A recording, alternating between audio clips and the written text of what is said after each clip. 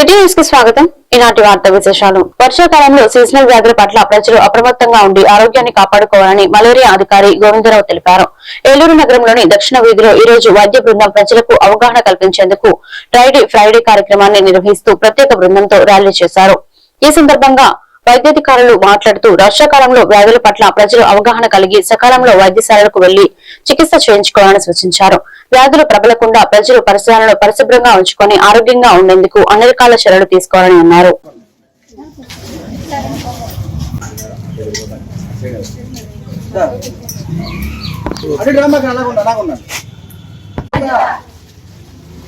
పరిసరాల పరిశుభ్రత,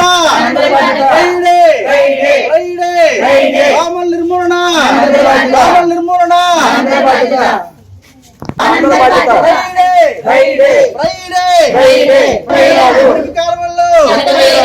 పరిసరాల పరిశుభ్రత, మలేరియా నిర్మూలన,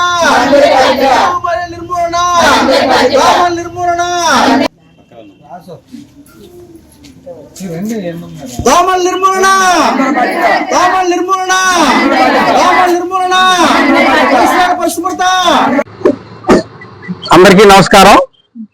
ఈరోజు ఏలూరు దక్షిణ ప్రాంతంలో ప్రజలకి పరిసరాల పరిశుభ్రత ఆవశ్యకత గురించి మేము అవగాహన కల్పించాం. ముఖ్యంగా వర్షాకాలంలో ఈ వర్షాలు పడడం వల్ల అనేక రకమైన అంటువ్యాధులు ప్రబలే అవకాశం ఉందని ప్రజలకు మేము తెలియజేయండి. ముఖ్యంగా కీటకాలు ఉండడం వల్ల కొన్ని అంటువ్యాధులు వస్తాయని, అలాగే నీటి కలుషితం వల్ల కొన్ని అంటువ్యాధులు సంక్రమిస్తాయని మేము ప్రజలకు వివరించాము. ముఖ్యంగా నీటి కలుషితం వల్ల టైఫాయిడ్ జ్వరాలు, కామెర్లు, మరి నీళ్ళ విరోచనాలు సంభవించే అవకాశం ఉందని, కాబట్టి నీరు కాచి చల్లని నీళ్లు తాగాలని మేము వారికి చెప్పడం జరిగింది.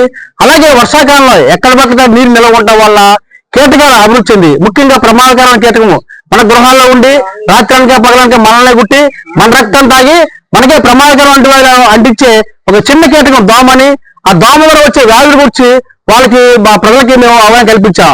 అలాగే దోమ నిర్మూలనకి ప్రజలు ఏ విధంగా సహకరించాలి, దోమలు ఎక్కడ పెడుతుంది, మనకి ఎక్కువగా హాని చేసే దోమ డెంగ్యూ దోమ, మలేరియా దోమ, ఈ రెండు రకాల దోమలు కూడా మన గృహాల్లో ఉండే మంచి నిల్వ ప్రాంతాల్లో పెరుగుతుందని, కాబట్టి ప్రతి ఒక్కరు వారానికి 1 లేక 2 సార్లు ఆ నీరు మంచి నిల్వ ప్రాంతాలు తొట్టులు కానీ, డ్రమ్ములు కానీ, పూల కుండీలు కానీ, ఫ్లవర్ వాల్ కానీ, తర్వాత ఫ్రిడ్జ్ వెనక బాక్స్ కానీ, ఎయిర్ కూలర్స్ కానీ, మన ఇంటి పరిసర ప్రాంతాల్లో వర్షపు నీటి నిల్వ ప్రాంతాల్లో పెరుగుతాయి కాబట్టి ఆ నీటి నిల్వ ప్రాంతాల్లో మట్టితో పూడ్చుకోవాలని చెప్పడం జరిగింది. అలాగే నేను జేపీ కాలనీ మెడికల్ ఆఫీసర్ మాట్లాడుతున్నాను. ఇక్కడ ఈ రోజు సదరన్ స్ట్రీట్ లో ఫ్రైడే రైడ్ యాక్టివిటీ జరుపుతున్నాము. ఫ్రైడే రైడ్ యాక్టివిటీకి మెయిన్ ఉద్దేశము ఏవైతే వర్షాకాలంలో వచ్చే జ్వరాలు లేదా ఏవైతే డయేరియా గానీ, వామిటింగ్స్ గానీ ఉంటాయో అవి నిర్మూలించడానికి అండ్ ప్రజల్ని వాటి గురించి చెప్పడం వల్ల వాటి నిర్మూలన ముందే జరగడము, లేదంటే వాళ్ళకి ఏదైనా వ్యాధులు రావడం వల్ల వాళ్ళు ముందే హాస్పిటల్ కి వచ్చి వైద్యం అందుకోవడం వల్ల ఫర్దర్ గా వాళ్ళకి ఏది ఇబ్బంది కలగకుండా చూసుకోవచ్చు. అండ్ ప్రజలు ఎప్పుడు కూడా ఫస్ట్ ఏదైనా జబ్బుని నిర్మూలించుకోవాలి అనుకుంటే వాళ్ళ దగ్గర అది ఉంటది, ఇంట్లో నుంచే ప్రారంభం అవుతుంది. ఏదైతే వాళ్ళు తినేవి గాని, తాగేవి గాని వస్తువులు ఉంటాయో అవి పరిశుభ్రంగా ఉంచుకోవడము, ఏవైతే వాళ్ళ ఇంటి పరిశుభ్రాలు ఉంటాయో అది పరిశుభ్రంగా ఉంచుకోవడము, ఫ్రిడ్జ్లు కానీ ఏవైనా మూలకి ఉంటాయో అక్కడ నీళ్లు నిల్వలు ఉండడం వల్ల వాటిలో దోమలు ఉండడం కానీ, లేదా ఇంట్లో వచ్చినాయో జ్వరాలు రాగానే వాళ్ళు పిహెచ్సికి రావడం వల్ల వాళ్ళ జ్వరానికి సంబంధించిన టెస్టులు చేస్తాము. ఆ టెస్టులో ఏమైనా ఇబ్బంది ఉంటే ఆ ఇబ్బందికి సంబంధించిన ట్రీట్మెంట్ ఇవ్వడం వల్ల ముందుగానే వాళ్ళని మంచిగా జరుగుతుంది. ఏలూరు నగరంలో రహదారుల అభివృద్ధికి కుటుంబ ప్రభుత్వం కట్టుబడి ఉందని ఏలూరు శాసనసభ్యులు బయటి చంటి అన్నారు. నగరంలోని వివిధ డివిజన్లో ఈ రోజు పర్యటించి రహదారుల నిర్మాణాలను పర్యవేక్షించారు. ఈ సందర్భంగా ఏలూరు శాసనసభ్యులు చంటి మాట్లాడుతూ కుటుంబ ప్రభుత్వం చెప్పినది చెప్పినట్లుగా పనిచేస్తున్నారని అన్నారు. ముఖ్యమంత్రి చంద్రబాబు నాయుడు, ఉప ముఖ్యమంత్రి పవన్ కళ్యాణ్ రాష్ట్ర వ్యాప్తంగా రహదారుల అభివృద్ధి కోసం కృషి చేస్తున్నారని అన్నారు. ఎస్ఎంఆర్ పెద్దబాబు మాట్లాడుతూ మున్సిపాలిటీ పరిధిలో రోడ్ల అభివృద్ధికి ప్రజా సంక్షేమం కోసం పనిచేస్తానని స్పష్టం చేశారు.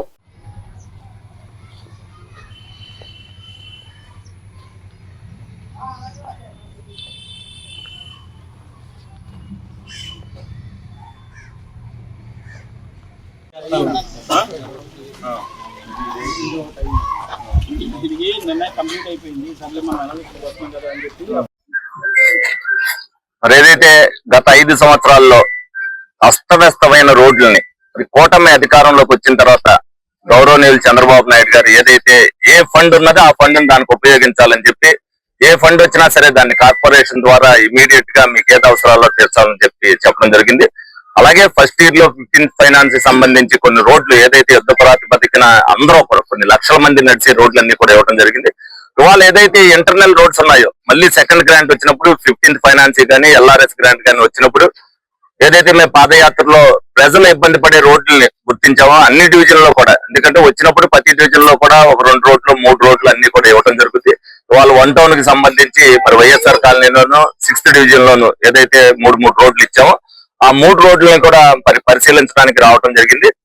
ఏదైతే వాళ్ళందరూ కూడా ప్రజలు నా దగ్గరికి 3 సార్లు 4 సార్లు ఎలక్షన్ అయిన తర్వాత కూడా, ఎందుకంటే ఇది వరకు లోగడ జరిగిన దాన్ని దృష్టిలో ఉండాలి, ప్రజల చేత మనం మన్నలు పొందాలన్న ఉద్దేశంతో కూటమి ప్రభుత్వం చంద్రబాబు నాయుడు గారు, పవన్ కళ్యాణ్ గారు ఏ విధంగా అయితే కష్టపడుతున్నారో మనం పని చేసాం, వాళ్ళందరూ కూడా మన ఓట్లు అడిగాం, ఓట్లు వేశారు, మన బాధ్యతను మనం నెరవేర్చాలని వాళ్ళు కూడా నిరంతరం పనిచేస్తున్నారు. ముందుగా వారందరినీ కూడా అభినందిస్తూ నిరంతరం కూడా ప్రజల్లో ఇదే విధమైన అవగాహన వాళ్ళకి కల్పిస్తూ వాళ్ళ దగ్గర తిరుగుతుండాలని చెప్పి వాళ్ళని కూడా కోరుకోవడం జరుగుతుంది. ఏ పని వచ్చినా సరే నేను ఆఫీస్ లో నేను చేస్తున్నప్పుడు వాళ్ళు కూడా ప్రజలకు అందుబాటులో ఉంటే ఆ ఉండే ఆనందం వేరు. కాబట్టి మరి ప్రజలు కూడా దీన్ని గుర్తించి ప్రతిదాన్ని కూడా మీరు ఎవరో నా దగ్గరికి రానవసరం లేదు, మీరు ఏదన్నా ఉందంటే ఇక్కడ ఇన్ఛార్జీలకు తెలియపరచండి. డెఫినెట్ గా అక్కడున్న సాధ్యాసాధ్యాల గురించి ఫస్ట్ ప్రయారిటీలో వాళ్ళు తీసుకుని చేస్తారని చదువుగా తెలియజేయడం జరుగుతుంది. ఇప్పుడు చేసేవాళ్ళు చేస్తారు, ఇప్పుడు వాళ్ళే అందులోనే చెప్పడం జరిగింది. ఏదున్నా సరే ఇప్పుడు నేను ఒక్కడనే నా దగ్గర ఏం మంత్రదండం ఉండదు. ఎవరైనా ఈ రోజున ఏలూరు నగరపాలక సంస్థ స్థానిక 13వ డివిజన్, స్థానిక 6వ డివిజన్ లో జరుగుతున్నటువంటి 15th ఫైనాన్స్ గ్రాంట్ కానివ్వండి, అట్లాగే LRS గ్రాంట్ కానివ్వండి, జనరల్ గ్రాంట్ కానివ్వండి, పబ్లిక్ ఏదైతే అవసరమైనటువంటి రోడ్లు కానివ్వండి, ట్రైన్లు కానివ్వండి, పబ్లిక్ కి అవసరమైనటువంటివన్నీ కూడా శాసనసభ్యులు గారు, గౌరవ మేయర్ గారు, గౌరవ డిప్యూటీ మేయర్ అందరూ కూడా ఇన్స్పెక్షన్ చేసుకొని ప్రయారిటీని దృష్టిలో పెట్టుకొని వచ్చిన డబ్బుల్ని దృష్టిలో పెట్టుకొని ఏటికి ప్రయారిటీ ఇవ్వాలి, ఏటికి ముందు ప్రాధాన్యత ఇవ్వాలని చెప్పేసి ఆలోచన చేసి మరి ఈ 13వ డివిజన్ లో వైఎస్ఆర్ కాలనీలో 3 రోడ్లు పెట్టడం జరిగింది. ఆ 3 రోడ్లు అట్లాగే చాట్పర్ రోడ్ లో మరి ఇందిరమ్మ కాలనీలో కావచ్చు, మరి వేరే ప్రదేశాల్లో 2 వర్క్లు, మరి పానింగ్ రోడ్ లో 2 వర్క్లు పెట్టడం జరిగింది. మరి ఈ రోజున ఈ 1 టౌన్ లో జరుగుతున్నటువంటి అనేక రకమైనటువంటి అభివృద్ధి కార్యక్రమాలు జరుగుతున్నాయి. కానీ ఆన్గోయింగ్ ఏలూరు నగరం అభివృద్ధికి కృషి చేసే విషయంలో నిరంతరం కష్టపడి పనిచేస్తానని ఏలూరు శాసనసభ్యులు బడేటి చంటి అన్నారు. నగరం సుఖ సంతోషాలతో ఉండాలంటే ప్రజలు శాసనసభ్యులు కార్యాలయానికి రానవసరం లేదని మీ దగ్గరలో ఉన్న ఇన్ఛార్జికి తెలియచేయాలని అన్నారు. విలేకరులు తనతో ఒక రోజు గడిపితే తనేంటో మీ అందరికీ తెలుస్తుందని అన్నారు. ఒక ఛానల్లో వచ్చిన వార్తను ఖండించారు. ఇన్ఛార్జిల పర్యవేక్షణలో తాను నిరంతరం 24 గంటలు పనిచేస్తానని, ప్రజల కోసమే శ్రమిస్తానని చంటి స్పష్టం చేశారు.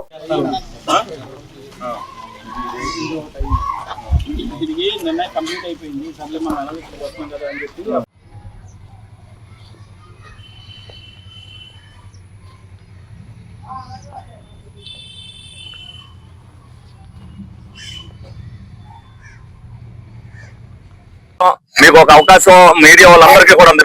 నేను ఎమ్మెల్యే అయిన తర్వాత మీరు రమారమి 50 సార్లు నా ఆఫీస్కి వచ్చి ఉంటారు. మీరు ఒక 24 గంటలు నాతో ప్రయాణం చేయండి. ఎవరికైతే నా మీద డౌట్ ఉందో, అలాగే మా టీం మీద డౌట్ ఉందో, మీరు సీక్రెట్ గా చేసుకుంటారో డైరెక్ట్ గా చేసుకుంటారో, ఒక 24 గంటల్లో నేను నిరంతరం 18 గంటలు ఉంటా. ఈ 18 గంటల్లో ఏం జరుగుతుంది ఏంటనేది మీరు చూసుకోండి. వాస్తవాలు రాయండి, జరిగేది రాయండి. జరుగుతున్న తప్పు ఉందంటే తప్పును కూడా మీరు నిర్భయంగా రాసుకోవచ్చు. నేనేమి కాదనే మనిషినేం కాదు, ఏదున్నా సరే దాన్ని ఫేస్ చేయగలిగే మనిషినే. ఎందుకంటే రాజకీయంలోకి వచ్చాక అనేక ఇవి వస్తాయి. మీరు మంచి కోసం చేయండి. నాలాగా 6:30 కాడి నుంచి 14 గంటలు వర్క్ చేసేవాళ్ళు ఎవరైతే ఉన్నారో, మీరు ప్రజలకి మేలు జరగకూడదు అనుకుంటే అటువంటి వార్తలు ప్రచారం చేయండి. ప్రజలకు మేలు జరుగుతుందా లేదా అనేది మీ మీడియా సోదరులకే తెలుసు. మీ విజ్ఞతకే వదిలేస్తున్నా. మంచి జరుగుతుందా చెడు జరుగుతుందా అనేది. ఏలూరు నియోజకవర్గంలో నేను వచ్చాక ఎంత అభివృద్ధి జరిగింది, ఇదివరకు ఏం జరిగింది, అలాగే పక్క నియోజకవర్గాల్లో ఏం జరుగుతున్నాయి, ఏలూరు నియోజకవర్గాల్లో ఏం జరుగుతున్నాయి అనేది మీరు రెండింటిని కూడా బేరీ చేసుకుని ఉన్న దాంట్లో మొత్తం అంతా నేను చేస్తానని నేను చెప్పట్లా. ఉన్న దాంట్లో బెస్ట్ చేయడానికి అహర్నెస్ లో నేను పాటుపడుతున్నాను. మా కార్యకర్తలు కానీ మా నాయకులు కూడా అదే విధంగా చేస్తున్నారు. అందరూ చేస్తేనే ఓటేయించండి అని చెప్పి నాకు ఓటేయమని అన్నారు. నన్ను పెళ్లిళ్ళకి తీసుకెళ్లారు, పేరెంటాలకు తీసుకెళ్లారు. ఇవాళ వాళ్ళ గౌరవాన్ని కాపాడటానికి వాళ్ళు దేనికి పిలిస్తే దానికి వెళ్తున్నా. ఇవాళ నేను ఆ ఇంటికి వెళ్తుంటే మంచినీళ్ళు ఇస్తున్నారంటే నా ఇన్ఛార్జ్ చేయించాడు కాబట్టి ఇచ్చాడు, కానీ అక్కడ ఇన్ఛార్జిని నిందించడం అనేది చాలా తప్పు. వాళ్ళని నిందించితే నన్ను నిందించినట్లే లెక్క. దాన్ని మీరందరూ కూడా మీడియా సోదరులందరూ కూడా గుర్తించాలని సందర్భంగా తెలియదు. ఏలూరు సత్రంపాటలో విద్యార్థులు 2 గ్రూపులుగా ఒకరిపై ఒకరు గొడవలకు పాల్పడుతున్నారని సమాచారం తెలుసుకున్న రిటర్న్ పోలీసులు డ్రోన్ కెమెరాతో వారిని గుర్తించి ఇరు వర్గాల విద్యార్థులను పోలీస్ స్టేషన్ కు తరలించి తల్లిదండ్రుల సమక్షంలో వారికి కౌన్సిలింగ్ నిర్వహించారు. ఇలాంటివి మరోసారి పునరావృతం అయితే క్రిమినల్ కేసులు నమోదు చేస్తామని సీఐ కోటేశ్వరరావు హెచ్చరించారు.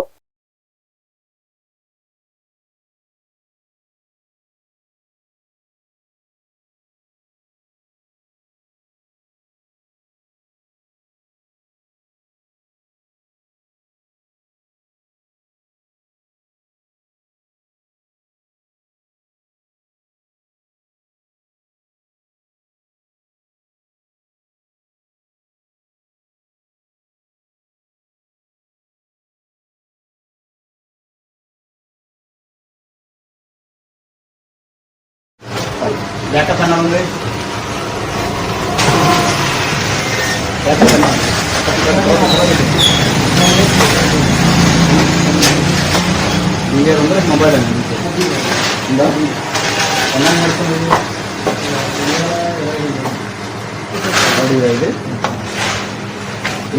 తీసుకున్నారా? జాతీయ న్యాయ సేవాధికార సంస్థ న్యూఢిల్లీ మరియు రాష్ట్ర న్యాయ సేవాధికార సంస్థ అమరావతి వారి ఆదేశాల ప్రకారం ఉమ్మడి పశ్చిమ గోదావరి జిల్లా వ్యాప్తంగా 13వ తేదీన ఈ సంవత్సరం సంబంధించి 3వ జాతీయ లోక్ అదాలత్ నిర్వహిస్తున్నామని, ఈ సందర్భంగా ఎక్కువ కేసులు పరిష్కారం అయ్యేలా చూడాలని జిల్లా ప్రధాన న్యాయమూర్తి ఎస్ శ్రీదేవి తెలిపారు. ఏలూరులోని జిల్లా న్యాయమూర్తి ఛాంబర్ లో విలేకరుల సమావేశం నిర్వహించారు. ఈ సందర్భంగా జిల్లా న్యాయమూర్తి శ్రీదేవి మాట్లాడుతూ ఉమ్మడి పశ్చిమ గోదావరి జిల్లా వ్యాప్తంగా 34లో కదల బెంచీలను ఏర్పాటు చేశామని, కక్షిదారులు తమ కేసులను పరిష్కరించుకోవడానికి ముందుకు రావాలని అన్నారు.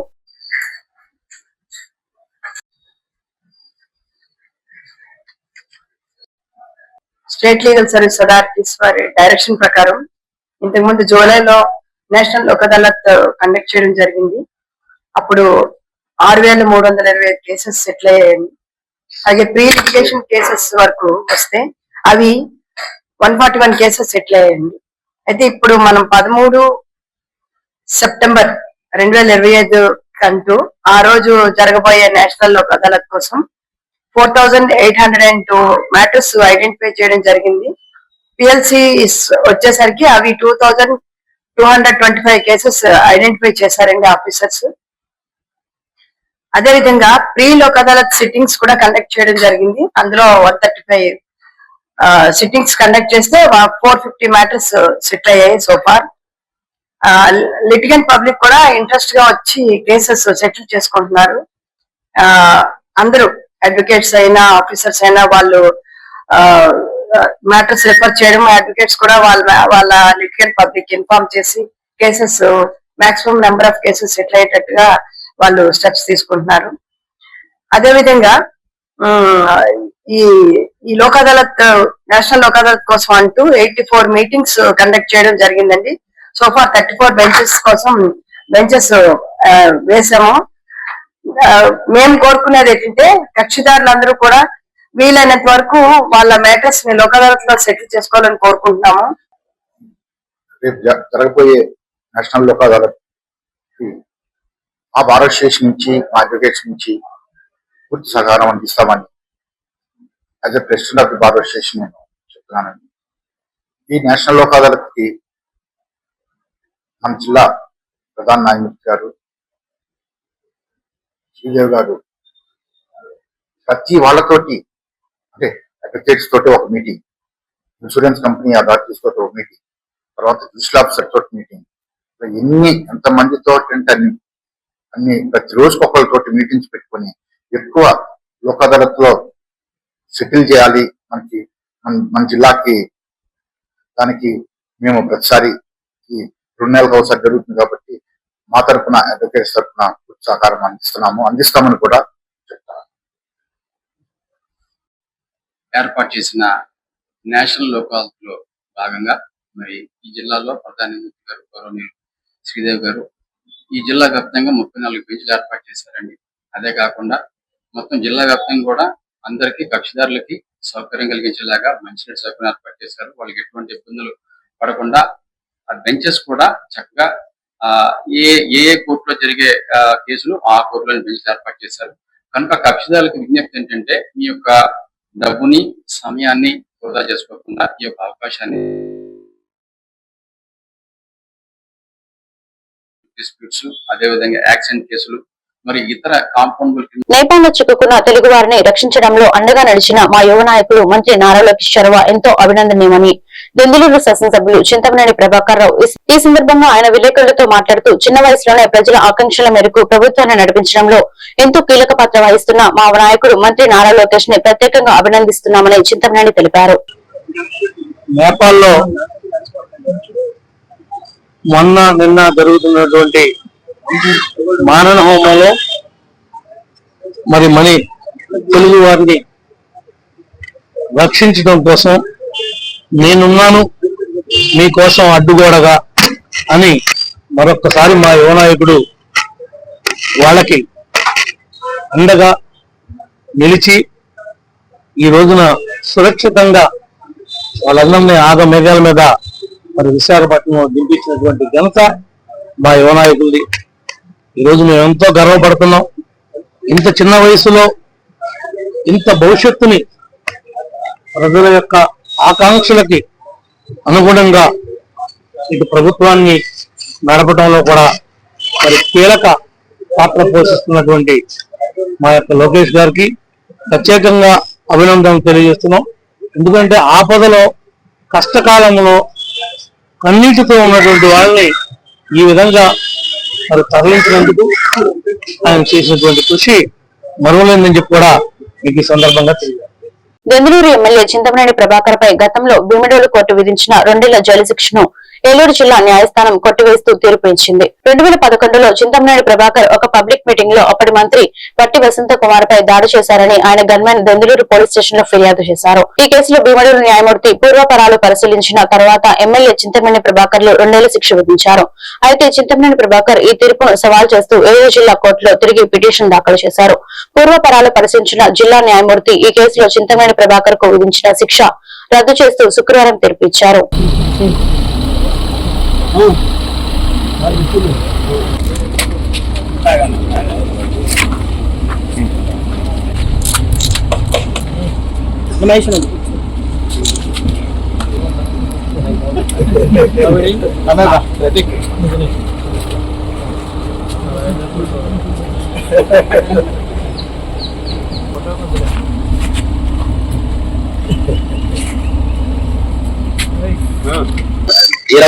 నవంబర్ 2011 జిల్లా పరిషత్ హై స్కూల్ దెందులూరులో రాచకొండ ప్రోగ్రాం జరుగుతుండగా ఏపీ టూరిజం మినిస్టర్ గౌరవనీయులు వసంత కుమార్ గారిని అసాల్ట్ చేశారని అభియోగం మరియు ఆయన్ని థ్రెటన్ చేశారని మరియు అక్కడ ఉన్న ప్రాపర్టీ డ్యామేజ్ చేసి ఆ ప్రోగ్రాం జరగకుండా చేశారని అభియోగాలతో ఛార్జ్ షీట్ వేశారు పోలీసు వారు. అప్పుడే ఎమ్మెల్యే గారు మన చింతమనేని ప్రభాకర్ గారు నవ్ ఆల్సో ఎమ్మెల్యే ఆ అభియోగాల మీద జ్యుడిషియల్ ఫస్ట్ క్లాస్ మ్యాజిస్ట్రేట్ జిల్లా జడ్జి గారు ఏలూరు వారు జడ్జిమెంట్ చెప్పారు. ఆ కింద కోర్టు వారి వేసిన శిక్ష తీసివేస్తూ ఎమ్మెల్యే గారు చింతమనేని ప్రభాకర్ గారు చేసుకున్న అప్పీల్ ని అలౌ చేశారు.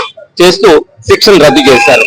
ఆయన నిర్దోషి అని ఫైలింగ్ ఇస్తూ అప్పీల్ అలౌ చేస్తూ ఆయన్ని విడుదల చేశారు ఆ కేసు నుంచి. ఆ విధంగా ఆ కేసు ఎక్విట్ చేశారు. దెందులూరులోని 2011లో ఈ కేసు అప్పుడు అన్యాయంగా కాంగ్రెస్ వాళ్ళు అన్యాయంగా ఎమ్మెల్యే గారి మీద మా మీద ఇరికించడం జరిగింది. ఆ కేసులో నేను ఉన్నాను. 2018లో ఆ కేసుని భీమడోలు కోర్టులో మా అందరినీ కొట్టేసి ఆ కేసు కొట్టేసి ఎమ్మెల్యే గారి మీద మాత్రం శిక్ష వేయడం జరిగింది అనమాట.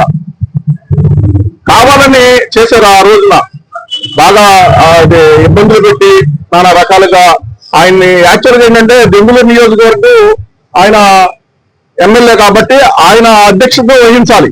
ఈయన వచ్చేటప్పటికి వాళ్ళు ఇచ్చిన టైం ఒకటి, వాళ్ళు ముందుగానే ఎమ్మెల్యే వచ్చే టైంకి వాళ్ళు సభను నిర్వర్తించడం, అప్పుడు ఉన్న రామచంద్రరావు అధ్యక్షత వహించడం, అంటే ఎమ్మెల్యే గారి మీద ఓడిపోయిన ఆయన అధ్యక్ష పెట్టారు.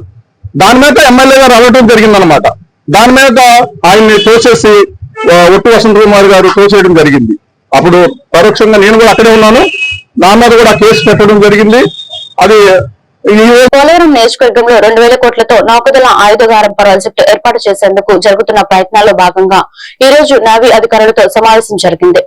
ఏలూరు జిల్లా కలెక్టరేట్ లో గౌతమి సమావేశ మందిరంలో జరిగిన సమావేశంలో ఎంపీ మాట్లాడుతూ ఈ ప్రాజెక్టు కోసం జిలుగుమిల్లి ప్రాంతంలో స్థల పరిశీలన కూడా చేసిన విషయాన్ని గుర్తు చేస్తూ ప్రాజెక్టు పురోగతిపై నౌకదళ అధికారులను ప్రశ్నించారు. ఈ సందర్భంగా ఎంపీ పుట్టా మహేష్ కుమార్ విలేకరులతో మాట్లాడుతూ వెనుకబడ్డ మారుమూల ప్రాంతాలు కూడా అభివృద్ధి చెందాలని లక్ష్యంతో ముఖ్యమంత్రి చంద్రబాబు నాయుడు సహకారంతో పోలవరం ప్రాంతానికి 5 ప్రాజెక్టులు తీసుకొచ్చామన్నారు. నమస్కారం అండి. ఇవాళ నిధియోలతో అలాగే కలెక్టర్ గారితో అలాగే అధికారులు, పోలవరం అధికారులు, అలాగే ఎమ్మెల్యే గారు, అలాగే బొరగం ఇన్ఛార్జ్ చైర్మన్ అందరికీ కూడా ఇవాళ ఇక్కడికి వచ్చి మనము డిఫెన్స్ ప్రాజెక్టు చాలా రోజుల నుంచి మాట్లాడుతున్నాము. పోయినసారి ఎమ్మెల్యే గారితో ఒక 6-7 నెలలు వెనకాల మాట్లాడినప్పుడు, అలాగే అక్కడ ఉండే మండల పార్టీ ప్రెసిడెంట్ తో, అలాగే మా ఇన్ఛార్జ్ బొరగంతో అందరితో మాట్లాడినాక ఈ ప్రాజెక్టు వాళ్ళందరూ కూడా ముందుకు తీసుకొని వెళ్దామని వాళ్ళందరూ చెప్పడం జరిగింది. అలాగే ఈ ప్రాజెక్టు ముందుకు తీసుకొని వెళ్తున్నాం. ఇవాళ ఈ ప్రాజెక్ట్ వల్ల మన పోలవరం కాన్స్టిట్యున్సీకి ఆల్మోస్ట్ 2500 కోట్లు ఇన్వెస్ట్మెంట్ రాబోతుంది. అలాగే ఉద్యోగాలు కూడా పెద్ద ఎత్తున ఉద్యోగాలు రాబోతున్నాయి. దాంట్లో ఫస్ట్ ప్రిఫరెన్స్ లోకల్ వాళ్ళకి ఫస్ట్ ప్రిఫరెన్స్ ఉంటుంది. అవన్నీ కూడా అక్కడ లోకల్ ఉండే మండలంలో కలెక్టర్ గారు, అధికారులు అందరూ కూడా ఒక సర్వే చేసి ఎన్ని స్కిల్స్ ఉన్నాయి, ఏమేమి స్కిల్స్ ఉన్నాయి, ఆ స్కిల్స్ ప్రకారం మనం ఎన్నెన్ని ఉద్యోగాలు వేయగలుగుతాం అనేది ఒక క్లారిటీ, ఒక సర్వే చేయాల్సిన అవసరం ఉంది. ఆ సర్వే చేసినాక డిఫెన్స్ అధికారులతో కలెక్టర్ గారు కూడా మళ్ళీ వచ్చే నెల మళ్ళీ ఒకసారి మీటింగ్ పెట్టుకోండి. క్లియర్ గా ఎన్ని ఉద్యోగాలు, ఎన్ని రకాల ఉద్యోగాలు, ఎన్ని ఉద్యోగాలు ఇస్తున్నాం అనేది కరెక్ట్ గా ఫిగర్స్ కూడా ఇస్తామని కూడా మీకు చెప్తున్నాం. అలాగే ఈ ప్రాజెక్ట్ రావడం వల్ల కొంచెం వరకు అందరూ కూడా భయపడుతున్నారు. ఇలాంటి ప్రాజెక్ట్స్ ఇండియాలో చాలా వరకు ఇలాంటి ప్రాజెక్ట్స్ ఉన్నాయి. వైజాగ్ లోనే 600 ఎకరాలు మధ్యలోనే, వైజాగ్ నడి మధ్యలో ఈ ప్రాజెక్టు ఎప్పటి నుంచి ఉంది. 1944 నుంచి ఈ ప్రాజెక్ట్స్ కడతానే ఉన్నారు, జరుగుతూనే ఉంది. ఎక్కడ గానీ ఒక చిన్న ఇన్సిడెంట్ కూడా ఎక్కడ గానీ లేదు. ఈ ప్రాజెక్టులలో చాలా సేఫ్టీ మెజర్స్ తీసుకుంటున్నారు.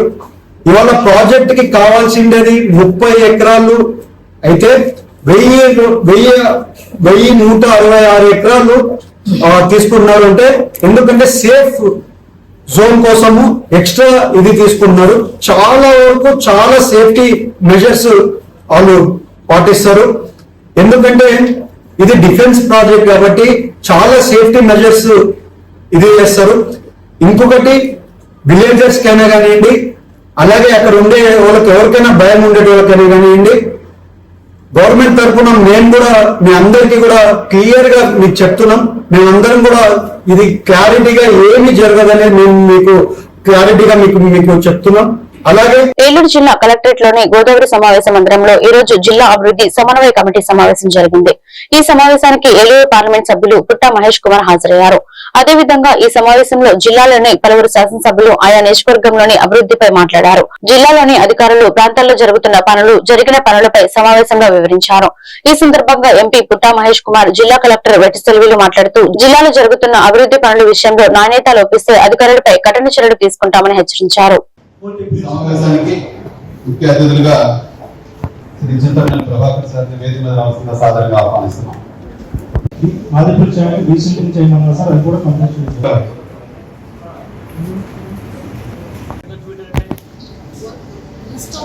చేయాలి. Sir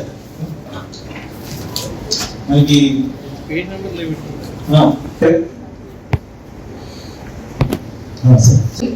only central government schemes మాత్రమే మనం రివ్యూ చేస్తాం. జనరల్ ఫండ్స్ అంటారు, మీరు చెప్పండి మరి. చెప్పి జనరల్ ఫండ్స్ అంటారు కదా, దాని గురించి మాట్లాడాను నేను. మీటింగ్ లో మాట్లాడాను మరండి, నేను దాని గురించి మాట్లాడారని నేను మాట్లాడాను తప్పించి. సో తర్వాత ఇరిగేషన్ గారు ఏటీఆర్ ఎఫ్ఐఆర్ ఫైల్ చేసి ఆమెను విధుల నుంచి తొలగించారు.